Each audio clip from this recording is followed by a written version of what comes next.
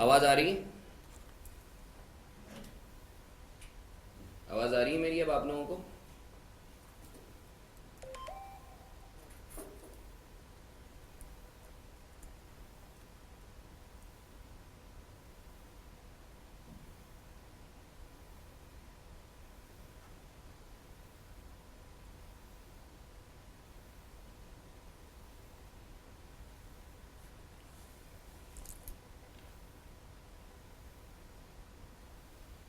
चलो अच्छी बात है, अच्छी बात है। Thank you so much. चलो अच्छी बात है।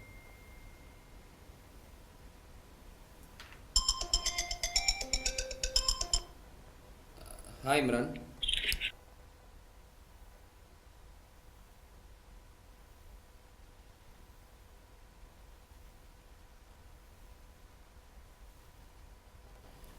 सर बस अल्लाह करके अब जो है कुछ इशू ना हो। कोशिश तो की है कि जो है वो क्या कहते हैं हार्डवेयर चेंज की जाए। सही है, तो दूसरी हार्डवेयर हम लोगों ने जो है वो प्लग इन की है। अच्छा sir, once again humble apologies for a distortion, कभी कभी हो जाता है। तो सर हम लोग क्विकली जो है रिकैप कर लेते हैं, उसके बाद जो है फिर हम लोग बात करेंगे। सर IAS 12 के हवाले से हमने देखा कि सर जो है प्रॉफिट आप एक तो अकाउंटेंट कैलकुलेट कर रहा होता है, सही है, जो इस पर IFRS जो रूल्स हैं आपके, जो नॉर्मली एक्रूवल बेसिस कहा जाता है जिसको, उसके तहत जो है वो अकाउंटेंट जो है वो प्रॉफिट कैलकुलेट करता है। अलबत्ता जो टैक्स कमिश्नर है फॉर टैक्स पर्पसेस, वो जो प्रॉफिट कैलकुलेट कर रहा होता है वो इनकम टैक्स ऑर्डिनेंस रेगुलेशंस या ऑर्डिनेंस के तहत जो है वो कर रहा होता है। तो सर आपको पता है कि एक अनोमली क्रिएट हो जाती है कि आपका जो टैक्स आ रहा होता है वो किसी और प्रॉफिट से आ रहा होता है, जबकि आप अपनी फाइनेंशियल में प्रॉफिट दिखा रहे होते हो, वो अकाउंटिंग प्रॉफिट दिखा रहे होते हो। तो सर इस अनोमली को जो है रिजॉल्व करने के लिए जो है डेफर्ड टैक्स का कॉन्सेप्ट लाया गया। अब सर आम फहम जबान में फिर हमने बात की कि देखो सर टैक्स जो है ना पेमेंट के हिसाब से दो किस्म का होता है। एक होता है करंट टैक्स और एक होता है डेफर्ड टैक्स। अभी आम फहम जबान में समझाने के लिए फिर इसको हम लोग फर्दर एडवांस लेवल पे जाएंगे तो और क्लैरिटी के साथ देखेंगे। सर वो टैक्स जो आपको इस साल पे करना है this is called current tax, और वो टैक्स जो आपको अगले साल या बाद में पे करना है this is called deferred tax. जब हम बात कर रहे हैं पेमेंट की तो it includes the receipt as well, क्योंकि बाजुकात आपका रिफंडेबल होता है तो आपको जो है वो रिफंड भी जो है वो मिल रहा होता है या आपको मिलना होता है। अच्छा सर फिर हमने बात की कि देखो यार जिस तरीके से फ्रॉम टैक्स परस्पेक्टिव इनकम अपने साथ हमेशा टैक्स का बर्डन लाती है और एक्सपेंस अपने साथ जो है वो टैक्स का बेनिफिट लाता है। अच्छा ग्रुप पे मैसेज कर दो क्लास स्टार्ट हो गई है, ग्रुप पे मैसेज कर दो क्लास स्टार्ट हो गई है। अच्छा सर फिर हमने बाकायदा मॉडलिटीज़ देखी, हमने जो है देखा कि सर अगर एक आपका प्रॉफिट हो रहा है तो उसके ऊपर टैक्स आपका किस तरीके से कैलकुलेट होगा, क्या मॉडलिटीज़ होंगी, सही है। अच्छा इसके बाद फिर हमने देखा कि सर जो है जो जब आप बात करते हो डिफरेंसेस की अकाउंटेंट और कमिश्नर के दरमियान, तो सर डिफरेंसेस दो किस्म के होते हैं। डिफरेंसेस दो किस्म के होते हैं जिसके ऊपर हमें देखने की ज़रूरत है, समझने की ज़रूरत है। सर एक तो है टेम्पररी डिफरेंस और एक है permanent difference. Sir temporary difference वो डिफरेंस होता है जो कमिश्नर और अकाउंटेंट के दरमियान वक्ती तौर पर है, it would be resolve over a period of time. और परमानेंट डिफरेंस वो डिफरेंस होता है जो आपका परमानेंट बेसिस पर है, जो कभी रिकनसाइल नहीं हो सकता।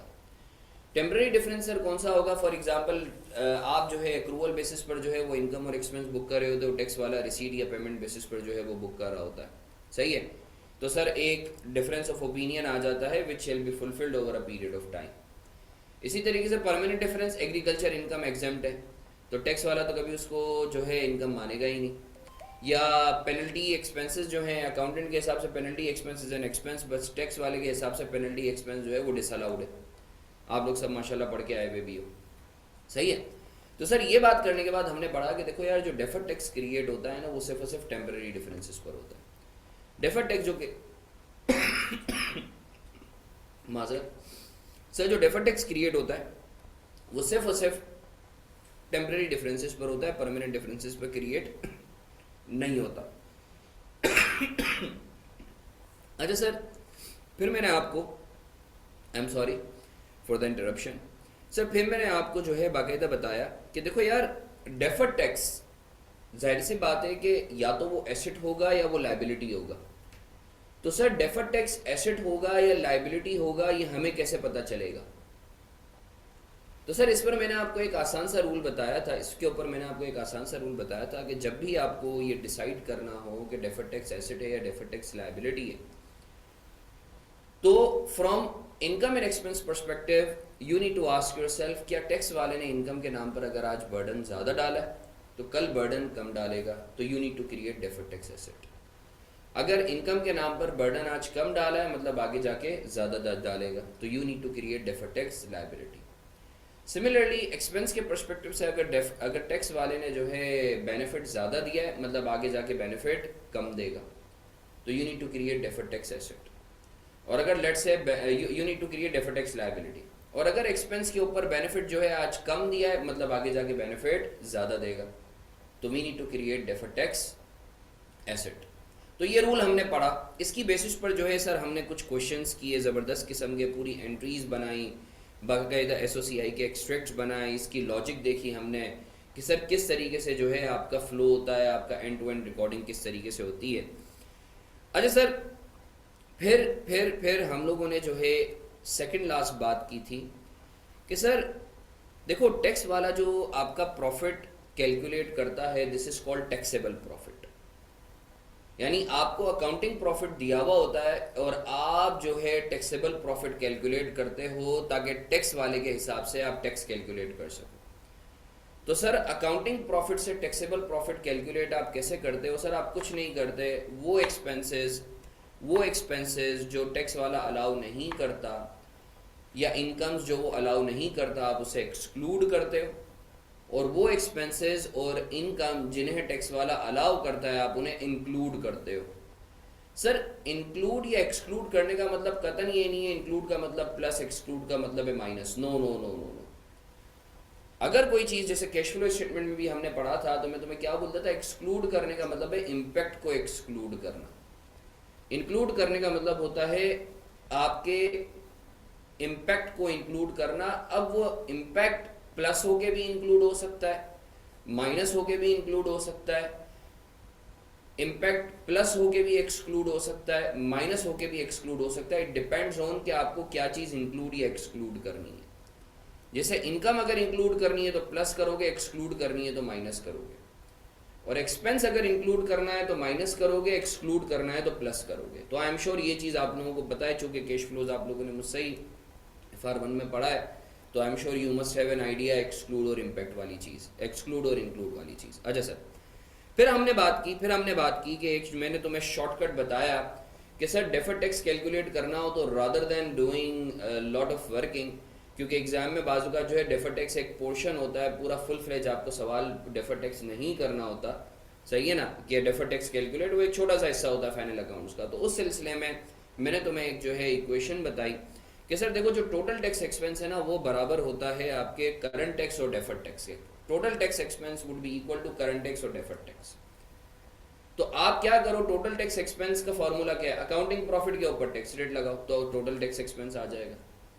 टैक्सेबल प्रॉफिट कैसे आएगा, वो क्या कहते हैं, सॉरी, करंट टैक्स एक्सपेंस कैसे आएगा सर, टैक्सेबल प्रॉफिट पे रेट लगा दो, करंट टैक्स आ जाएगा। तो सर आपको पता है ये इस इक्वेशन में 3 फिगर्स हैं, अगर आपको बचपन का रूल कि कोई भी 3 में से 2 फिगर्स पता हो तो आप तीसरी फिगर निकाल सकते हो। तो आप टोटल टैक्स एक्सपेंस और करंट टैक्स एक्सपेंस निकाल लो तो डेफर्ड टैक्स ऑटोमेटिकली उसका बैलेंसिंग फिगर आ जाएगा। तो रादर देन आप पूरी वर्किंग करो, सही है ना, आप इस शॉर्टकट के थ्रू भी जो है निकाल सकते हो डेफर्ड टैक्स। मगर ये चीज़ याद रखना, ये जो इक्वेशन अप्लाई होगी वो सिर्फ और सिर्फ जो है टेम्पररी, ये सिर्फ और सिर्फ उस वक्त अप्लाई होगी जब कोई परमानेंट डिफरेंस ना हो। अगर परमानेंट डिफरेंस होगा तो ये शॉर्टकट अप्लाई नहीं होगा। तो सर मैं उम्मीद करता हूँ आपको क्लैरिटी है। तो सर ये जो लास्ट सेशन में हमने पढ़ा था, it was a quick revision जो हम लोगों ने प्रीवियस सेशंस में किया था। अगर किसी का कोई सवाल है तो प्लीज़ मुझसे पूछ सकते हो। तबीयत बेहतर है अल्हम्दुलिल्लाह, बट अभी भी थोड़ी सी ख़राब है। सर आगे बढ़ सकते हैं, can we move on sir? Sir आज हमें 2-3 जो है अहम चीज़ें देखनी है, can we move on sir? पहले मैं लिख लेता हूँ फिर आप लोग कॉपी कर लो। आज क्लास कौन सी है, डेफर्ड टैक्स की कौन सी क्लास है?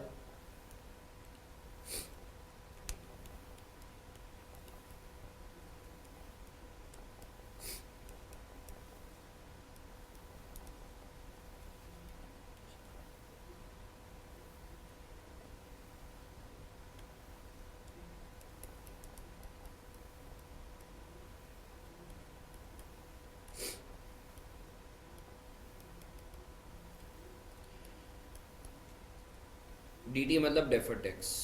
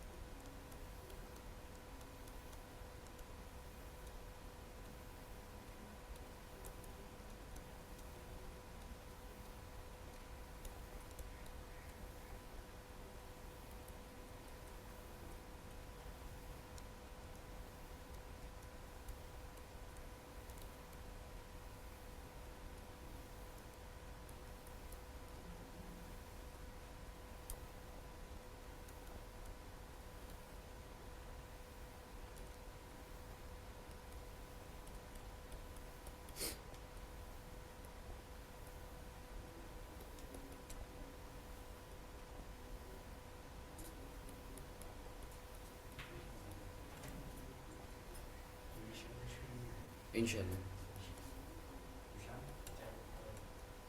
वही ग्रीन टी में जो शानदार डाल के देता है ना, चीनी डाल देना ताकि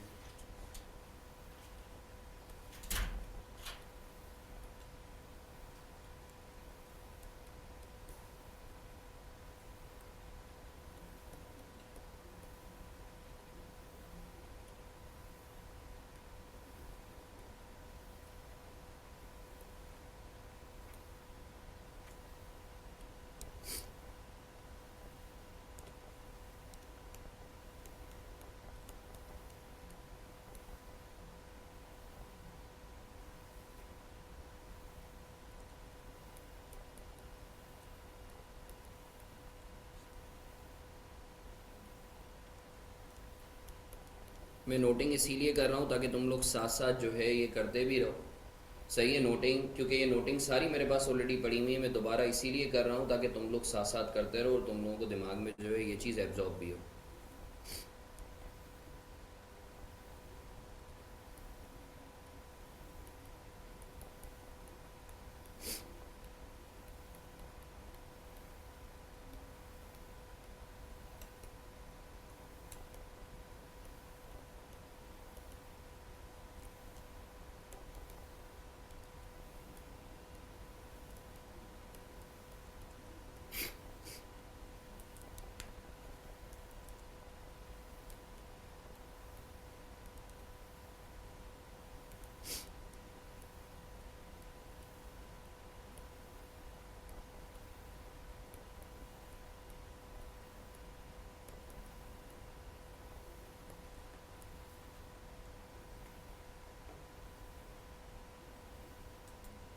सर बिस्मिल्लाहिर्रहमानिर्रहीम।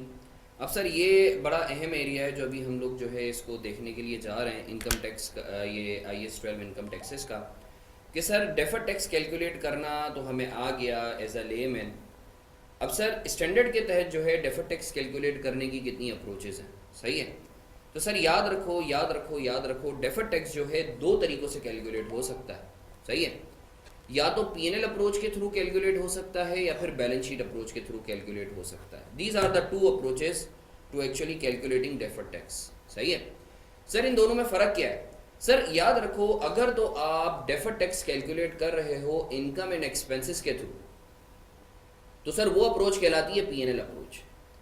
याद रखो, जब आप इनकम और एक्सपेंसेस के थ्रू डेफर्ड टैक्स कैलकुलेट करते हो ना, तो आपके पास डेफर्ड टैक्स आता है फॉर द ईयर, इस साल का आता है, करंट ईयर का आता है। इसी तरीके से दूसरी अप्रोच है balance sheet approach. Balance sheet approach में आप क्या करते हो, आप एसेट्स और लायबिलिटीज के थ्रू जो है डेफर्ड टैक्स कैलकुलेट कर रहे होते हो। आपको पता है एसेट्स और लायबिलिटीज की ट्रांजैक्शन नहीं होती, वो बैलेंसेज होते हैं साल के एंड पर। तो जब आप एसेट और लायबिलिटीज के थ्रू डेफर्ड टैक्स कैलकुलेट करते हो, तो वो आपके पास डेफर्ड टैक्स का एज ऑफ आज तक का बैलेंस दे देता है कि इतना होना चाहिए। फिर आप ओपनिंग और क्लोजिंग बैलेंसेस का डिफरेंस लेते हो तो वही फॉर द ईयर आ जाता है। तो सर बैलेंस शीट अप्रोच में जो आपके पास डेफर्ड टैक्स आएगा वो आपके पास एज ऑफ बैलेंस आएगा कि आज तक इतना बैलेंस होना चाहिए। फिर आप ओपनिंग से डिफरेंस लोगे तो आपके पास फॉर द ईयर आ जाएगा। तो सर दोनों के आंसर्स में क्या डिफरेंस आता है? नहीं, answers remain the same in both of the approaches, बस देखने का जाविया है। या तो आप इनकम और एक्सपेंसेस के थ्रू डेफर्ड टैक्स कैलकुलेट कर रहे होते हो, जिसको आप पीएनएल अप्रोच कह देते हो, या फिर आप जो है एसेट्स और लाइबिलिटीज के थ्रू कैलकुलेट, क्योंकि देखो एक चीज याद रखो, इनकम, एक्सपेंसेस, एसेट और लाइबिलिटीज आपस में इंटर रिलेटेड हैं। क्योंकि बेसिक अगर तुम इनकम और एक्सपेंस की डेफिनेशन देखो ना, तो इनकम की वजह से एसेट या तो बढ़ता है या लाइबिलिटी कम होती है, बेसिक इंट्रो में डेफिनेशन पड़ी थी। एक्सपेंस की वजह से या तो एसेट कम होता है या लाइबिलिटी बढ़ती है। तो इट मींस एसेट और लाइबिलिटी इटसेल्फ कहीं से नहीं आता, एज्यूमिंग कैपिटल कांस्टेंट है, इट्स बिकॉज ऑफ इनकम और एक्सपेंस, जिसकी वजह से एसेट और लाइबिलिटी में कमियां ज्यादा आती है। सर हम कौन सी अप्रोच से देखेंगे? हम दोनों अप्रोचेस से देखेंगे। सर एग्जाम में कौन सी अप्रोच से करना है? सर एग्जाम में जो है आपकी मर्जी है, आप जिस अप्रोच से भी करो, मगर एक चीज याद रखना, अगर एग्जाम में सवाल में इनकम और एक्सपेंसेस दिए हुए तो पीएनएल अप्रोच यूज होगी, अगर एग्जाम में एसेट और लाइबिलिटीज दी हुई है तो बैलेंस शीट अप्रोच यूज होगी। ये चीज याद रखना। सर रिकमेंडेड कौन सी है? कोई रिकमेंडेड नहीं है, it totally depends on the information. Income और एक्सपेंसेस दिए हुए तो पीएनएल अप्रोच, एसेट्स और लाइबिलिटीज दी हुई है तो बैलेंस शीट अप्रोच। अच्छा सर अगर दोनों दिए हुए फिर क्या करेंगे? मैं बैलेंस शीट अप्रोच से करता, क्योंकि बैलेंस शीट अप्रोच कंपैरेटिवली आसान है, मुझे लगती है। आप चाहो तो आप पीएनएल अप्रोच से कर लो। अच्छा आपको इधर एक बड़ी इंटरेस्टिंग बात बताऊंगा जो बहुत कम लोगों को पता होती है। प्रैक्टिकली आपको पता है बैलेंस शीट अप्रोच यूज होती है। उसकी वजह यह है कि आपको पता है हजारों की तादाद में जीएल्स खुले हुए होते हैं, इनकम्स और एक्सपेंसेस के, पता नहीं किस किस किस्म के इनकम और एक्सपेंसेस होते हैं। जबकि एसेट्स और लाइबिलिटीज आपको पता है इतने ज्यादा नहीं होते, मैक्सिमम कितने होंगे? 50 होंगे, 100 होंगे। तो sir from mechanics perspective balance sheet approach जो है वो प्रैक्टिकली इजी अप्रोच होती है। यही वजह है कि इंशाल्लाह अभी जब तुम फर्म में जाओगे तो यू वुड फाइंड कि जो है वहाँ ज़्यादातर क्लाइंट जो हैं, बल्कि ऑलमोस्ट 99.9% क्लाइंट जो है वो बैलेंस शीट अप्रोच ही यूज़ कर रहे होंगे। सही है ना? खुद सोचो ना कि हज़ारों जीएल के बरक्स अगर हमें जो है सिर्फ चंद एक जीएल के थ्रू अगर डेफर्ड टैक्स कैलकुलेट करने को मिल जाए तो हम तो टाइम सेव करेंगे ना फ्रॉम मैनेजमेंट परस्पेक्टिव। तो सर मैंने आपको एग्जाम सिचुएशन में भी आपको किस तरीके से कौन सी अप्रोच यूज़ करनी है और प्रैक्टिकली भी कौन सी अप्रोच यूज़ होती है, मैंने आपको दोनों बता दी। ठीक है सर, तो आई होप सर आपको ये चीज़ क्लियर है। अब सर हम लोग पीएनएल अप्रोच के थ्रू जो है पहले डेफर्ड टैक्स कैलकुलेट करना सीखेंगे, फिर हम लोग बैलेंस शीट अप्रोच के थ्रू सीखेंगे। सर किसी का कोई सवाल है तो प्लीज़ मुझसे पूछ सकते हो, else we should move on.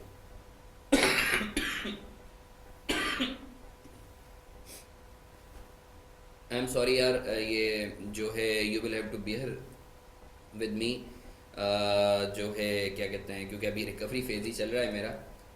आगे बढ़े सर। अच्छा इसकी पिक्चर लेके ग्रुप पे डाल दो प्लीज़, इसकी पिक्चर लेके ग्रुप पे डाल दो। चलो अच्छी बात है, अच्छी बात है। अब सर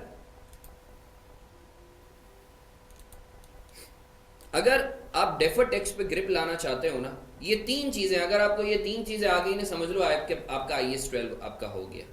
ये तीन चीज़ें जो है ना आपको इसके ऊपर अच्छी सी ग्रिप होनी चाहिए। सही है, तो आज इंशाल्लाह हम लोग जो है IAS 12 के 2-3 क्वेश्चंस करेंगे। सही, और फिर नेक्स्ट क्लास, आज तुम समझ लो कॉन्सेप्चुअली हमारा IAS 12 खत्म हो जाएगा। फिर नेक्स्ट क्लास में जैसे कैश फ्लोज के ऊपर हम लोग क्या करते हैं कि सर पहले बेस बना लेते हैं, फिर एक के ऊपर एक जो है वो मुश्किल से मुश्किल तर क्वेश्चन करते रहते हैं। तो फिर आज की क्लास के बाद इंशाल्लाह जो है हम अगले कुछ क्लासेस जो हैं 9-10 क्वेश्चंस करेंगे अच्छे अच्छे, जिसके अंदर सारे के सारे कॉन्सेप्ट्स हों। तो ये जो डेफर्ड टैक्स की बिल्डिंग है ये इंशाल्लाह हम लोगों की फुल फ्लेज डेवलप हो जाएगी। आज इंशाल्लाह जो है हम लोगों का पिलर्स और फाउंडेशन जो है वो लग जाएगी। फिर बस हमें क्वेश्चंस करने होंगे। आज इंशाल्लाह मैं तुम लोगों को practice handouts along with the solutions जो है वो भी मैं आपको दे दूंगा। सही है, अच्छा सर आगे बढ़ते हैं।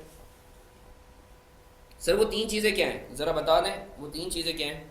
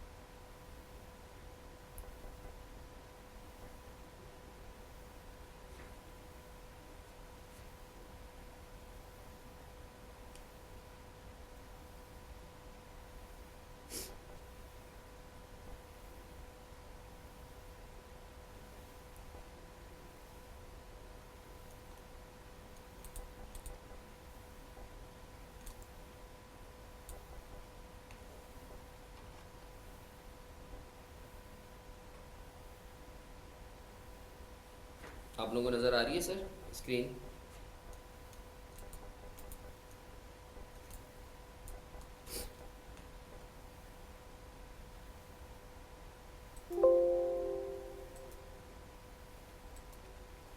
अच्छा सर, सर जब हम आई एस 12 की बात करते हैं ना, तो आई एस 12 में ये चार चीज़ें हैं जो आपने समझनी है, और आपको इसके ऊपर हैंड्स ऑन होना चाहिए, तो आपका डेफर्ड टैक्स का हर किस्म का क्वेश्चन, इनफैक्ट डिस्क्लोजर्स वगैरह सब आपके कवर हो जाएंगे। सही है? ये जो आई एस 12 के तहत एक तो आपकी वर्किंग है और एक इसके डिस्क्लोजर्स हैं। तो सर ये अगर आपने ये चार चीज़ें समझ ली, तो ये चारों के अंदर जो है ये सारे डिस्क्लोजर्स वगैरह जो है वन वे और अदर वे सब कवर हो जाते हैं। सर वो चार चीज़ें क्या हैं? Number one, conversion of accounting profit into taxable profit. आप अकाउंटिंग प्रॉफिट से टैक्सेबल प्रॉफिट पर कन्वर्ट करोगे। अल्हम्दुलिल्लाह इसको हमने देखा भी है किस तरीके से करना है, how we are to convert accounting profit into taxable profit. सही है कि जो टैक्स वाला जो इनकम और एक्सपेंस डिसअलाउ करता है, आपने उसे एक्सक्लूड कर देना है। वो इनकम और एक्सपेंसेस जिसे वो अलाउ करता है, उन्हें आपने इंक्लूड कर देना है, तो you would get taxable profit. इसके ऊपर हमने एक दो इलस्ट्रेशंस भी की हैं, अभी और भी करेंगे। Step number 2, calculation of deferred tax income और एक्सपेंस फॉर द ईयर। अभी हमने पढ़ा है कि सर डेफर्ड टैक्स कैलकुलेट करने की दो अप्रोचेस हैं, पीएनएल अप्रोच और बैलेंस शीट अप्रोच। पहले मैं पीएनएल अप्रोच से करवाऊंगा, उसके बाद फिर मैं बैलेंस शीट अप्रोच से करवाऊंगा। सही है? अच्छा sir, calculation of deferred tax asset और liability as at year end. जब आप फॉर द ईयर को ओपनिंग में ऐड या लेस करोगे तो आपके पास क्लोजिंग बैलेंस आ जाएगा। बड़ी सिंपल सी चीज़ है। सही है? ये बैलेंस शीट अप्रोच से भी होगा। अभी फिलहाल हम लोग बैलेंस शीट अप्रोच को साइड पे रखते हैं, अभी हम लोग पीएनएल अप्रोच पे बात करेंगे। और चौथी चीज़ टैक्स रिकॉन, टैक्स रिकन्सिलिएशन। उसमें हम क्या करते हैं कि हम अपने टोटल टैक्स को जो है वो इक्वेट करते हैं करंट टैक्स और डेफर्ड टैक्स से। सर ये कैसे होगा, इसका फुल फ्लेज में अभी आपको क्वेश्चन करवाऊंगा। तो सर मैं उम्मीद करता हूँ सर आपको क्लैरिटी है। सही है?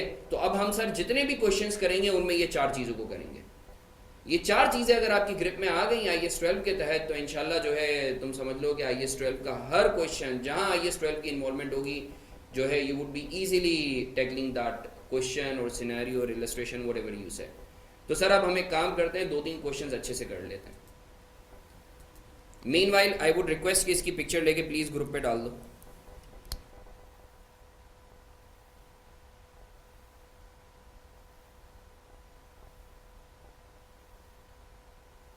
सर पिक्चर लेके ग्रुप पे डाल दें, जल्दी से पिक्चर लेके ग्रुप पे डाल दें।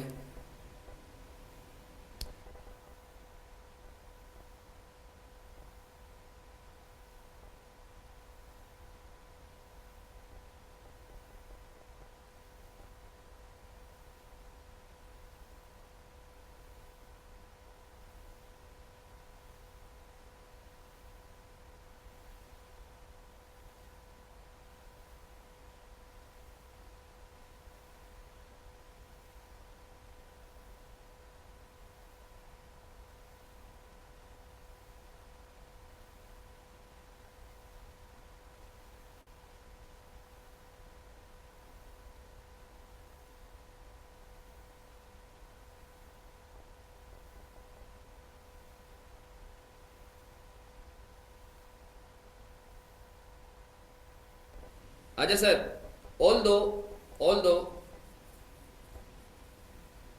सर सर आप लोग मेरे साथ हैं इधर ही, आप लोग मेरे साथ हैं। उसामा तुम लोग जो है ना एक काम कर लो, जो है ना पिक्चर ले लो, मैं तुम लोगों को अलाउ कर दूंगा, डोंट यू वरी। सही है? अच्छा सर ये क्वेश्चन है, अब इधर सुकून से देखेंगे, हालांकि ये सारे सॉल्यूशंस जो है ना मेरे पास हुए हुए। सही है? बट मैं तुम लोगों की आसानी के लिए मैं चाह रहा हूं कि ये क्वेश्चन को मैं खुद वन नोट पे करवाऊं। सही है? तो आप लोग सब मेरे साथ हो। अब एक काम कर लो, हाथ में सिर्फ कैलकुलेटर ले लो और इधर मुतवज्जे हो जाओ। हाथ में सिर्फ कैलकुलेटर ले लो और इधर मुतवज्जे हो जाओ। सब मेरे साथ हो, हाथ में सबने कैलकुलेटर लिया हुआ है? तो सर बिस्मिल्लाह करें। चलो अच्छी बात है, अच्छी बात है। सर इस क्वेश्चन को जल्दी से हम लोग कर लेते हैं। मैं चाहूंगा आप लोग सब इधर मुतवज्जे हो जाएं। सही है? नजर भी आ रहा है क्वेश्चन ये आप लोगों को?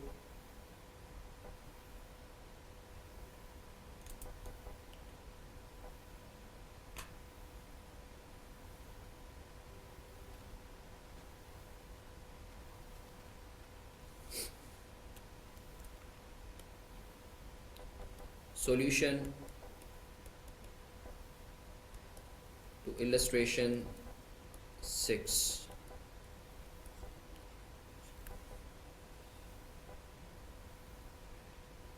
सर बिस्मिल्लाहिर्रहमानिर्रहीम, हमेशा सबसे पहले रिक्वायरमेंट पढ़नी है। सर लेफ्ट से नहीं आ रहा नज़र, ओके जस्ट होल्ड ऑन, मैं इसका भी इलाज तुम लोगों के लिए कर देता हूँ।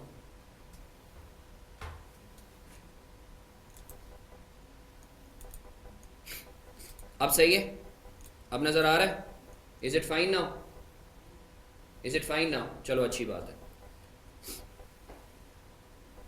सर इस क्वेश्चन को जल्दी से हम लोग कर लेते हैं। हाथ में कैलकुलेटर लेना है, तुम लोगों ने मुझे आंसर बताना है। सर बिस्मिल्लाहिर्रहमानिर्रहीम बोलता है required calculate taxable profit, current tax expense for the year, deferred tax expense और income for the year, deferred tax liability और asset as of year end assuming opening balance is nil. Opening balance nil है, SOCI के extracts बनाने और tax recon बनानी है। सही है। अच्छा sir example 6, following information relates to the books of Marfani and company.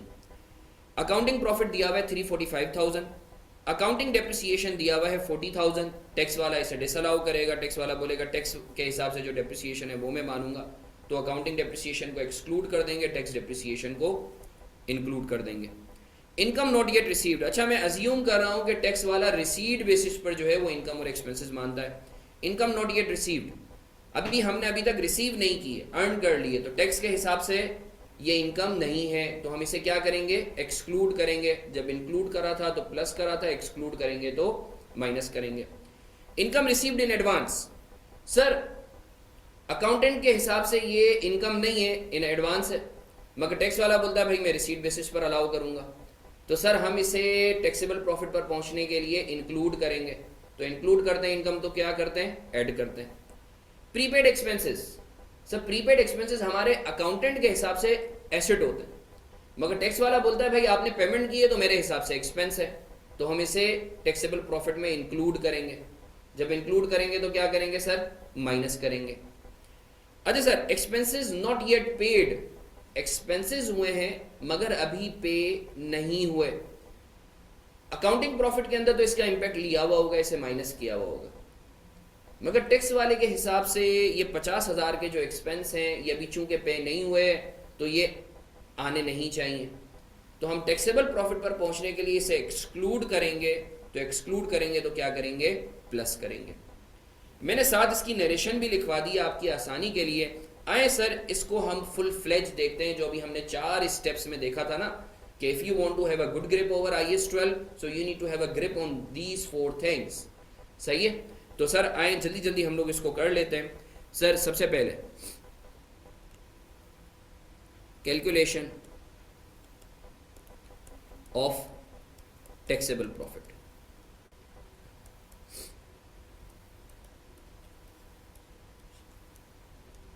सबसे पहले अकाउंटिंग प्रॉफिट, मैं शॉर्ट फॉर्म लिख रहा हूं। अकाउंटिंग प्रॉफिट कितना है सर? अकाउंटिंग प्रॉफिट है सर 3,45,000, ऐसा ही है सर।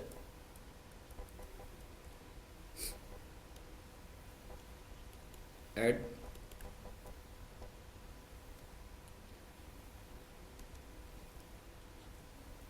सर मेरे साथ रहेंगे आप लोग। सर अकाउंटिंग डेप्रिसिएशन 40,000 है, सही है। टैक्स वाला अकाउंटिंग डेप्रिसिएशन को नहीं मानता, वो बोलता है टैक्स डेप्रिसिएशन है मैं उसे मानूंगा, तो 40,000 चूंकि वो नहीं मानता तो हम उसे ऐड करवा देंगे। अकाउंटिंग डेप्रिसिएशन 40,000 ऐड करवा दिया, क्योंकि टैक्स वाला नहीं मानता। टैक्स डेप्रिसिएशन टैक्स वाला मानता है, तो हम इसे लेस करवा देंगे 55,000 से। ठीक है सर, आई होप आपको क्लियर है। जो टैक्स वाला डिसअलाउ करता है उसे हमने एक्सक्लूड कर दिया, और जो अलाउ करता है उसे हमने इंक्लूड कर दिया। अच्छा सर आगे बढ़ते हैं। इसके बाद sir income not yet received 1,00,000 रुपए। सर आपको पता है टैक्स वाला रिसीट बेसिस पर चलता है, सही है, तो इनकम ऐसी हुई है जो अभी रिसीव नहीं हुई, तो टैक्स वाले के हिसाब से ये इनकम नहीं है, सही है ना। हमने चूंकि इसे इंक्लूड किया हुआ होगा तो प्लस करा होगा, अब इसे एक्सक्लूड करेंगे तो माइनस कर देंगे।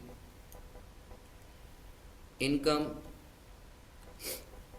नॉट येट रिसीव्ड कितने से सर? 1 लाख से। मैं उम्मीद करता हूं सर आपको क्लैरिटी है। इसके बाद income received in advance, advance में इनकम मिली है 1 लाख। हमारे पास जो है 1,20,000, आई एम सॉरी, हमारे पास जो है जाहिर सी बात है ये अकाउंटिंग प्रॉफिट में नहीं आ रही होगी क्योंकि एडवांस है। टैक्स वाले के हिसाब से ये आनी चाहिए तो हम ऐड कर देंगे। इनकम रिसीव्ड इन एडवांस 1,20,000, ठीक है सर। अच्छा सर, इसके बाद प्रीपेड एक्सपेंसेस 45,000, अकाउंटेंट के हिसाब से ये एक्सपेंस नहीं है क्योंकि प्रीपेड है, मगर टैक्स वाले के हिसाब से ये एक्सपेंस है तो हम इसे माइनस करेंगे। प्रीपेड एक्सपेंस कितने से सर? 45,000। अच्छा सर, इसके बाद expenses not yet paid. Sir हमने चूंकि कि कुछ ऐसे एक्सपेंसेस हैं जो अभी पे नहीं हुए, मगर टैक्स वाला बोलता है कि भाई जब तक पे नहीं होंगे मैं इसे अलाउ नहीं करूंगा, तो इसे अभी हम लोग एक्सक्लूड करेंगे to reach at taxable profit. तो हमने इंक्लूड किया था तो माइनस करा था अकाउंटिंग प्रॉफिट में, अब जब उसे एक्सक्लूड करेंगे तो प्लस करेंगे। सर कितना है? 50,000 है। कितना अमाउंट है? I just missed out 50,000। Okay, तो सर मुझे जल्दी से आप लोग टैक्सेबल प्रॉफिट बताते हैं। सारी एडजस्टमेंट्स हो गई हैं सर, टैक्सेबल प्रॉफिट बताते हैं कितना आ रहा है। सर टैक्सेबल प्रॉफिट बताते हैं कितना आ रहा है सर? 3,55,000। 3,55,000। मैं उम्मीद करता हूं सर आपको क्लैरिटी, मैं उम्मीद करता हूं सर आपको क्लैरिटी। अच्छा सर, अब हम एक काम करते हैं, लगे हाथों जल्दी से करंट टैक्स एक्सपेंस भी निकाल लेते हैं। लगे हाथों करंट टैक्स एक्सपेंस भी निकाल लेते हैं, सही है सर। करंट टैक्स एक्सपेंस एक काम करते हैं, यहां निकाल लेते हैं।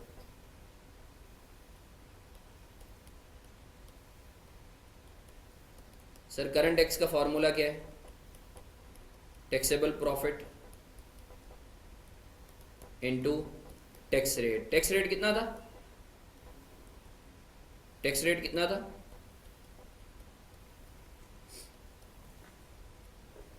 25%। अज्यूम कर लो 25%। अच्छा टैक्स रेट 30% है, 30% है, लिखा हुआ है 30% रिक्वायरमेंट से पहले। बताओ कितना आ रहा है current tax? Current tax expense कितना आ रहा है?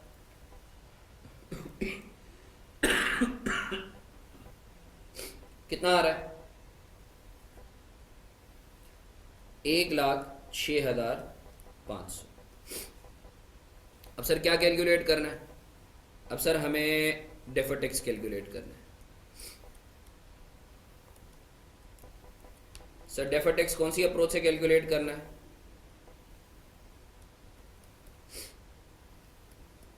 PNL approach.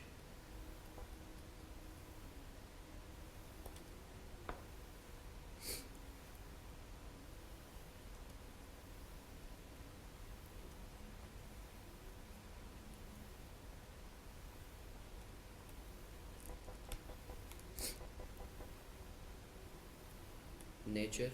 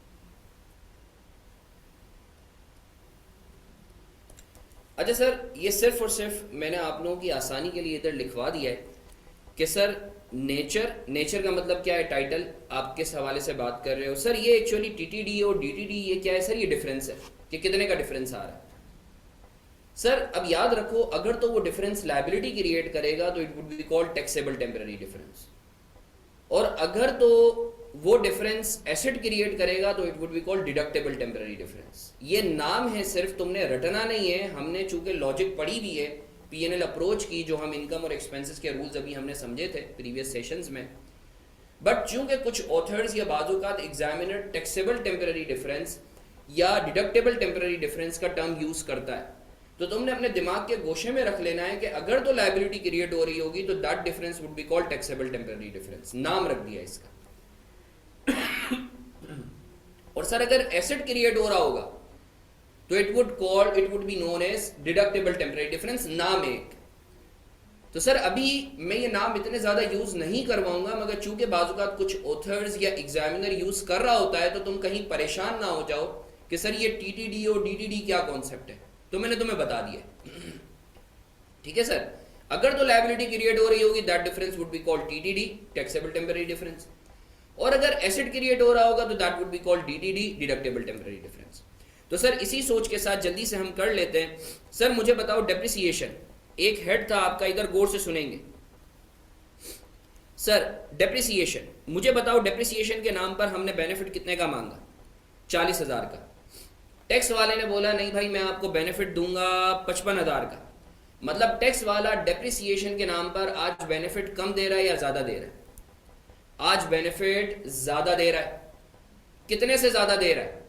15,000 से ज्यादा दे रहा है। देखो 40 माइनस 55, 15,000 से ज्यादा दे रहा है। इसका मतलब आज बेनिफिट ज्यादा दे रहा है, आगे जाके बेनिफिट कम देगा।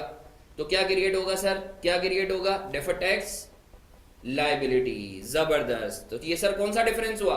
अगर इसको मैं ऑथर या एग्जामिनर, ये टैक्सेबल टेम्पररी डिफरेंस है, मैं इसको नेगेटिव में लिख देता हूँ। 15,000 टैक्स रेट कितना है? 30%। तो 15,000 का 30% कितना होता है? 4,500। मानते हो या नहीं मानते सर? आगे बढ़े, आगे बढ़े sir. Income received in advance, income received in advance. Sir हमने बर्डन नहीं मांगा, हमने बर्डन नहीं मांगा एक भी इसका, हमें फजूल में बर्डन दे दिया है। मैं इधर नेचर लिख देता हूं। सर नेचर क्या है? इनकम। इसको मैं एडवांस लिख देता हूं, एडवांस इनकम। सर 1,20,000 का हमने बर्डन नहीं मांगा, हमें बर्डन दे दिया है, मतलब आगे जाके बर्डन हम पे कम डालेगा। तो सर 1,20,000 का डेफर्ड टैक्स एसेट क्रिएट होगा, और जहां डेफर्ड टैक्स एसेट क्रिएट हो रहा हो वो कौन सा डिफरेंस कहलाता है? Deductible temporary difference. Sir tax rate क्या है? 30%। 1,20,000 का 30% लगाओ, कितना आ रहा है? पानी पिला। 1,20,000 का 30% कितना होता है सर? 12/3 36,000। बहुत बहुत शुक्रिया। अच्छा जबरदस्त। Sir expenses not yet paid, expenses का बेनिफिट मांगा था हमने 50,000 का। टैक्स वाले ने बोला मैं बेनिफिट नहीं दूंगा एक्सपेंसेस का। एक्सपेंस पेएबल, हमने बेनिफिट मांगा 50,000 का, टैक्स वाले ने बोला मैं बेनिफिट नहीं दूंगा, मतलब आगे जाके बेनिफिट देगा। तो क्या क्रिएट होगा अगर बेनिफिट अभी नहीं दे रहा? आगे जाके डेफर्ड टैक्स एसेट। और सर ऐसा डिफरेंस क्या कहलाता है? Deductible temporary difference. जबरदस्त। कितना आ रहा है सर? 50,000 का 30%, 15,000। मैं उम्मीद करता हूं सर आपको क्लैरिटी। अच्छा सर टैक्स डेप्रिसिएशन हो चुका। Income not yet received, income receivable. Sir मैंने कुछ इनकम अर्न की थी मगर अभी तक मिली नहीं, 1 लाख की। तो टैक्स वाले ने बोला मैं इसको इनकम नहीं मान रहा, मतलब टैक्स के हिसाब से अभी बर्डन नहीं डाल रहा, मतलब आगे जाके बर्डन डालेगा। तो सर ऐसा डिफरेंस क्या कहलाता है? Taxable temporary difference. और क्या क्रिएट होगा? Deferred tax liability. जबरदस्त। प्रीपेड एक्सपेंस, हम एक्सपेंस नहीं मान रहे थे, बेनिफिट नहीं मांग रहे थे, टैक्स वाले ने बोला नहीं भाई बेनिफिट लो। प्रीपेड, प्रीपेमेंट, मतलब टैक्स वाला आज बेनिफिट दे रहा है, मतलब आगे जाके बेनिफिट नहीं देगा। तो सर ऐसे डिफरेंस को क्या कहते हैं? टैक्सेबल टेम्पररी डिफरेंस, क्योंकि लाइबिलिटी क्रिएट होनी है। बताओ कितना आएगा? 4.5, 9, 9 और ये 13.5, 13.5 हजार।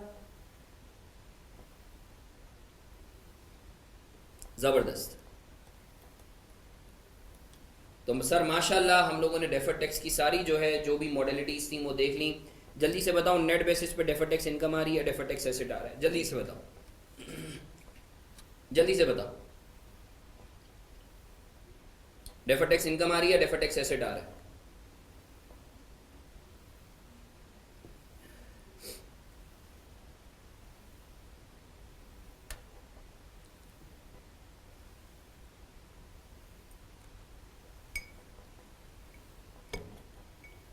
टोटल करके बताएंगे। 4,500 नेगेटिव 36, 13,500 नेट बेसिस पे कितना आ रहा है मुझे बताएंगे?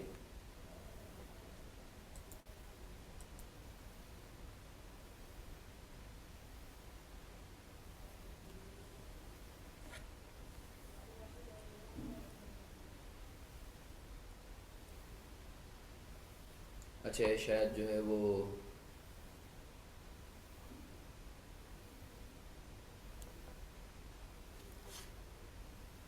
सर मैं खुद कर लेता हूँ, 1 मिनट। शायद तुम लोग कंफ्यूज हो रहे हो कि सर किस तरीके से होना है, इसको मैं खुद कर लेता हूँ। भाई नेगेटिव में आ रहा है तो एक्सपेंस होगा, पॉजिटिव में आ रहा है तो इनकम होगी। आसान सी चीज़। -4.5 -4.5 प्लस 36 प्लस 15 -30 -13.5। सर ये आ रहा है 3,000। 3,000 पॉजिटिव आ रहा है। 3,000 सर पॉजिटिव आ रहा है।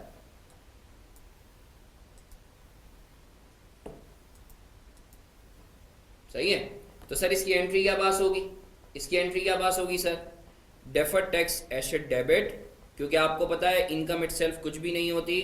It's actually income, it's actually income और expense due to which asset और लायबिलिटी इंक्रीजेज और decreases. Deferred tax asset debit 3,000 से, डेफर्ड टैक्स इनकम क्रेडिट 3,000 से। सर ये एज ऑफ है या फॉर द ईयर है? सर ये फॉर द ईयर है। Deferred tax asset debit, deferred tax income credit, ये फॉर द ईयर है। मैं उम्मीद करता हूं सर आपको क्लैरिटी है इस चीज पे।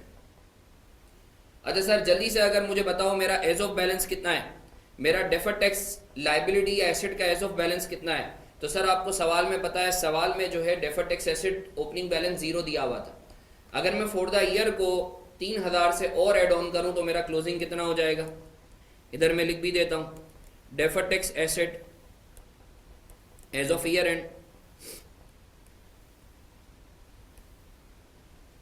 Opening plus for the year.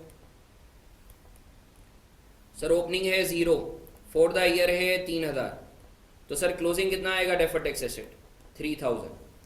मैं उम्मीद करता हूं सर आपको क्लैरिटी है। मैं उम्मीद करता हूं सर 3-4 रिक्वायरमेंट्स थी, उसमें से 3 we are done. We have calculated taxable profit from accounting profit, then we actually calculated deferred tax liability और asset during the year through P&L approach। फिर जो हमने एज ऑफ, क्योंकि बैलेंस शीट के अंदर एज ऑफ बैलेंसेस शो होते हैं, वो हमने कैलकुलेट करना सीखा। Now the sir final step and one of the most important step under IAS 12, that is tax recon. Tax reconciliation हमने बनानी है, तो सर इसको क्विकली देख लेते हैं, then we would be done with all of our 4 areas. तो sir इधर मैं हेडिंग डाल देता हूं, tax reconciliation.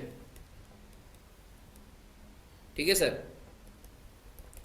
Sir tax reconciliation कुछ भी नहीं है। आपको याद है मैंने आपको जो है पिछले सेशन के अंदर एक इक्वेशन बताई थी जिसको मैं तुम्हें शॉर्टकट भी बोलता था। Sir actually that wasn't the shortcut, that was actually tax recon.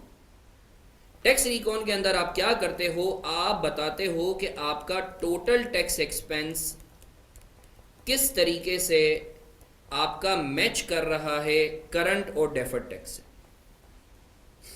किस तरीके से आपका टोटल टैक्स एक्सपेंस जो है वो बराबर होता है करंट और डेफर्ड टैक्स के।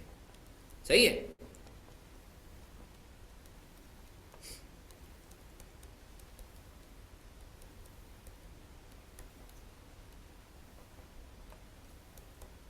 आपको याद है ना, आपने बैंक रिकॉन बचपन में पढ़ी है, सबने पढ़ी होगी माशाल्लाह।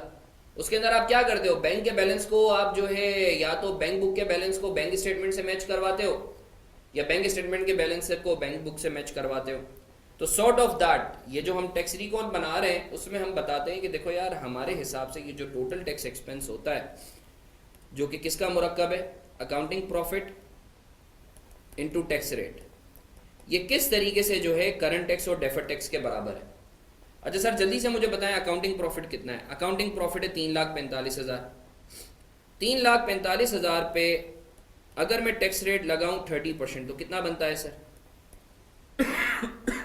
जल्दी से बताएंगे कितना बनता है। 3,45,000 पे 30% लगाएं, कितना बनता है सर?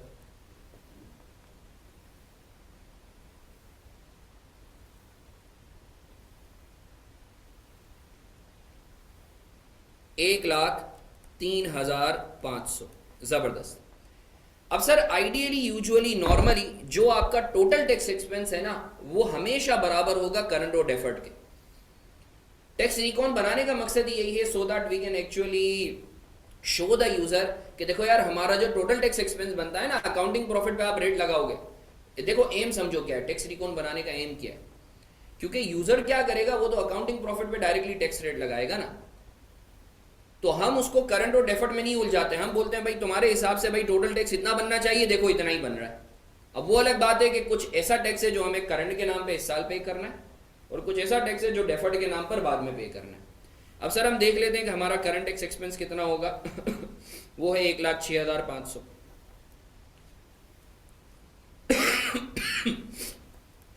1,06,500। और सर डेफर्ड टैक्स आपकी इनकम है, आपकी इनकम है, अभी आपने निकाली, ये देखो इनकम है। तो सर मुझे बताओ आपका जो करंट और डेफर्ड टैक्स है वो मैच कर रहा है आपस में? Oh I am sorry, current tax और डेफर्ड टैक्स का सम टोटल टैक्स एक्सपेंस से मैच कर रहा है? सर कर रहा है या नहीं कर रहा?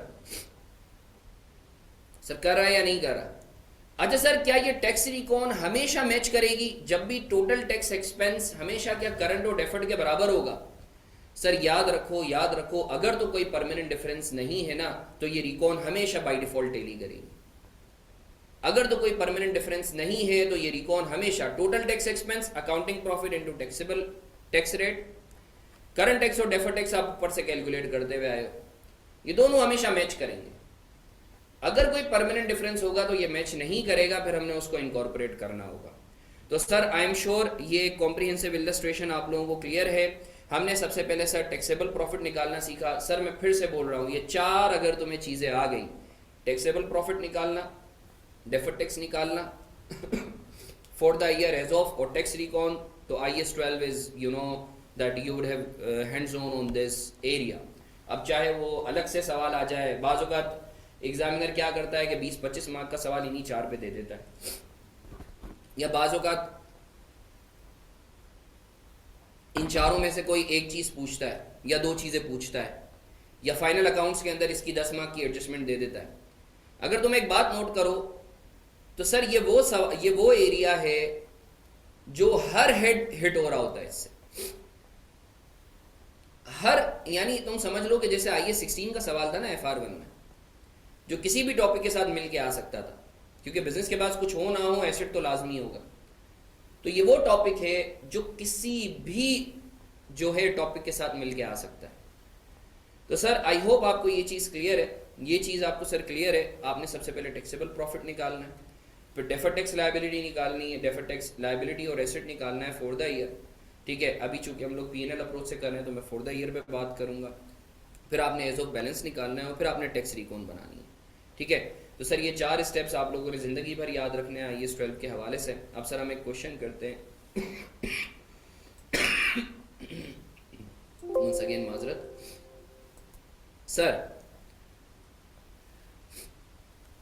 यार एक मिनट, ये हमारे एक भाई की कॉल है, तो अस्सलाम वालेकुम।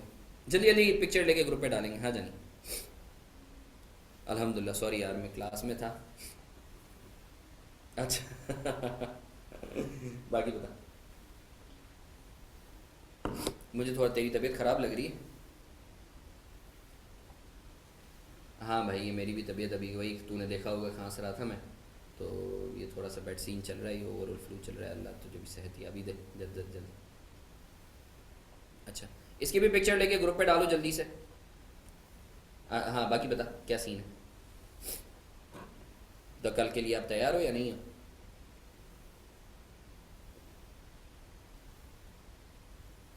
तो एक काम करना, मैं 10 मिनट में ऑफ कर रहा हूँ, तो फिर बात करते हैं। 10 मिनट में ऑफ कर रहा हूँ। मैं खुद करता हूँ, मैं खुद करता हूँ। ओके सर, एक क्वेश्चन कर लें? एक क्वेश्चन हो जाए सर, एक क्वेश्चन हो जाए सर, एक क्वेश्चन हो जाए। हाँ बिल्कुल बिल्कुल यार, सिर्फ 5 मिनट दे दो, 5 मिनट में वलीद ऑफ कर रहा हूँ।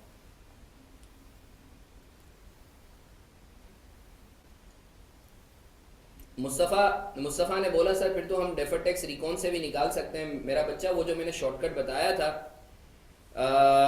जो शॉर्टकट बताया था एक्चुअली मैंने, तो वो यही था, वो टैक्स रिकॉन वाला ही था।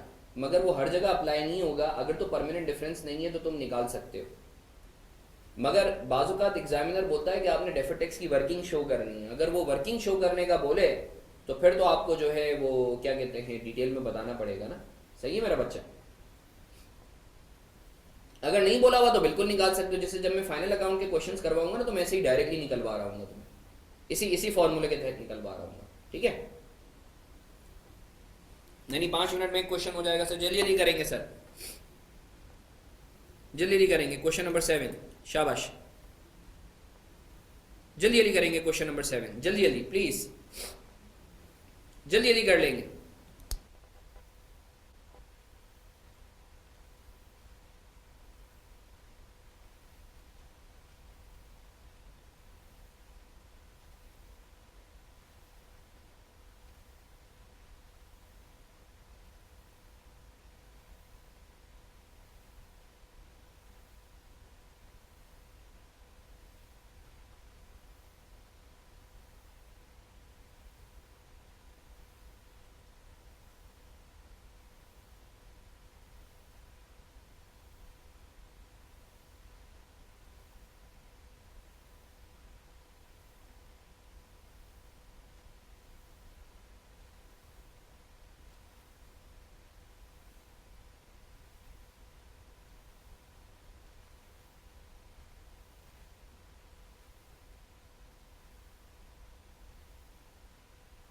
सर जल्दी जल्दी करेंगे।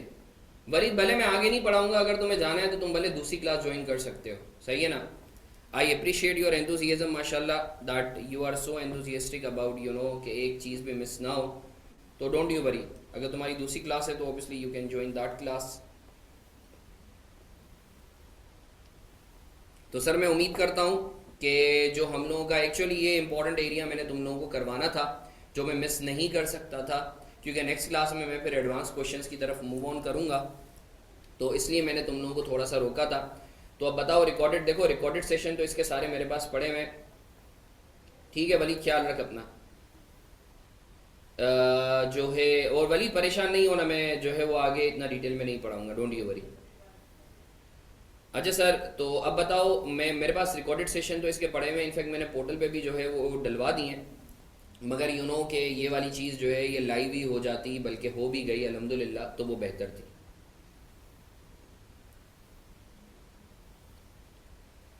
अच्छा, जैसे अभी हम आगे बढ़ेंगे ना, तो कुछ क्वेश्चंस वगैरह हैं, तो just to save the time उसकी मैं तुम लोगों को जो है ना वो रिकॉर्डिंग दे दिया करूँगा। बट जो कॉन्सेप्ट्स हैं ना, वो मैं चाहूँगा कि मैं लाइव सेशन में ही जो है वो कवर करवाऊँ, क्योंकि तुम लोगों के सवालात होते हैं ना, तो वो ताकि मैं एड्रेस कर सकूँ।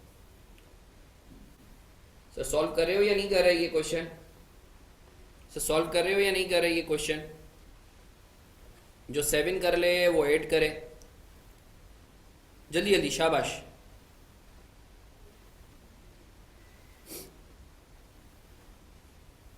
जल्दी जल्दी कर लेंगे सर।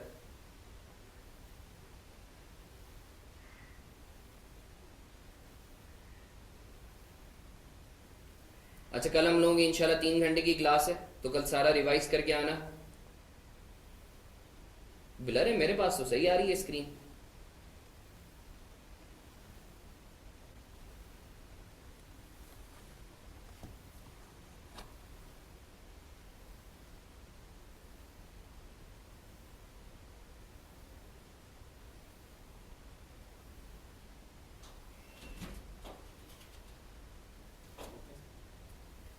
अल्हम्दुलिल्लाह अल्हम्दुलिल्लाह।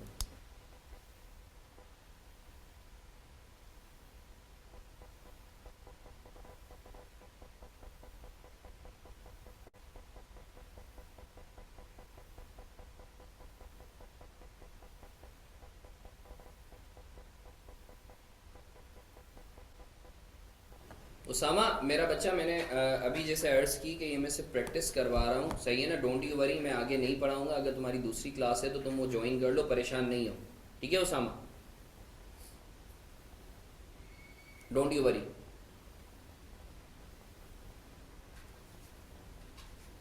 नहीं पढ़ाऊंगा आगे, कोई कॉन्सेप्ट नहीं दूंगा उसामा, सही है?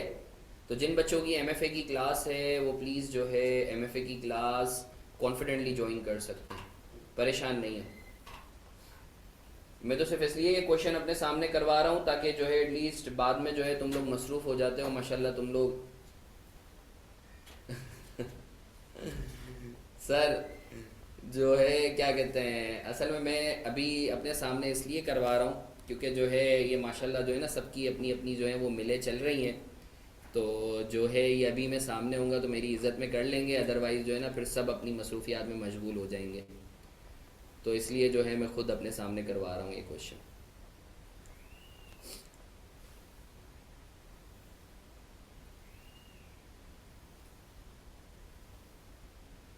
अच्छा सर, सर एक काम कर लो, एक काम कर लो ताकि जो है वो क्या कहते हैं किसी बच्चे का ये ना हो कि सर जो है वो हमारा आपने करवाया भी क्यों, ये क्वेश्चन जो है करने के लिए भी क्यों दिया। तो एक काम कर लेते हैं, एक ये दो क्वेश्चंस हैं, एग्जाम्पल 7 और एग्जाम्पल 8, ये घर से करने का इंशाल्लाह सब इरादा करते हैं। एग्जाम्पल 7 और एग्जाम्पल 8 सब इंशाल्लाह ये घर से करने का इरादा करते हैं। अच्छा मैं फिर से रिपीट कर रहा हूँ, कल हमारी 3 घंटे की क्लास है, सही है ना? एक बड़ा सेशन है जिसमें हम कुछ कॉम्प्रिहेंसिव क्वेश्चंस देख रहे होंगे, सही है? IS-12 के, IS-12 conceptually we are done अल्हम्दुलिल्लाह, सही है? अब हमें सिर्फ और सिर्फ क्वेश्चंस करने हैं और उसके ऊपर जो डिफरेंट डिफरेंट कॉन्सेप्ट्स आते हैं।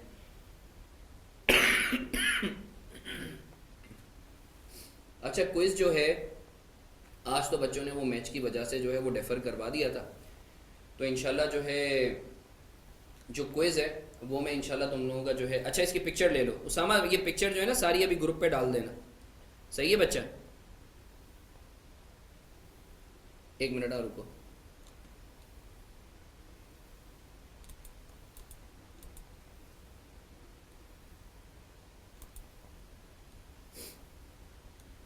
सबर सबर।